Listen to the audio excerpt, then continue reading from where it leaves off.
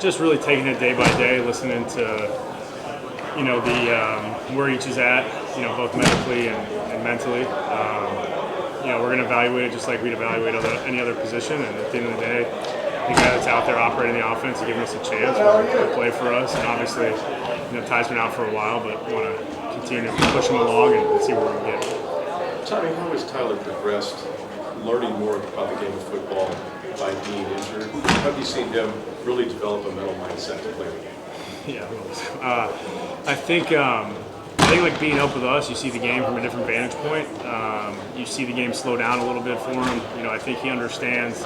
Like, he spent a lot of time next to me throughout this whole process, and next to a lot of our coaches throughout this whole process. So you kind of start looking at it like you put your eyes where the coach puts his eyes. And I think as a quarterback, oftentimes that allows you to now go put your eyes where they need to be when you're playing, and just help slow the game down. I think he understands the bigger picture of offensive football a little bit from seeing it at that vantage point. And he's a sharp kid to begin with, but I think it's helped him tremendously. Tommy, from a layman's term, how difficult is it to come back from an injury like he's just?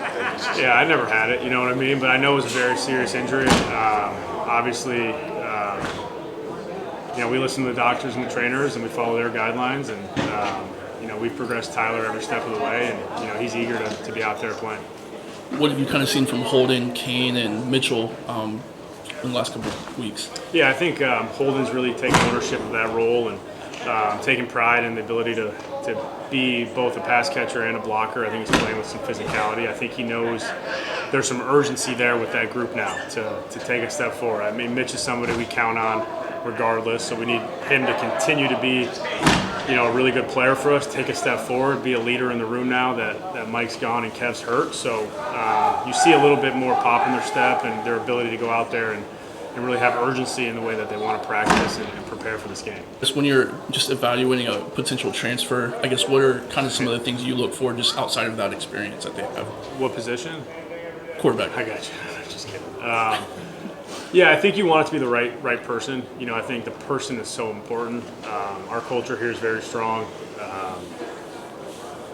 and we want to start with character and make sure that that's intact and somebody that can add value to the room and be a great addition to what we have, from the top down.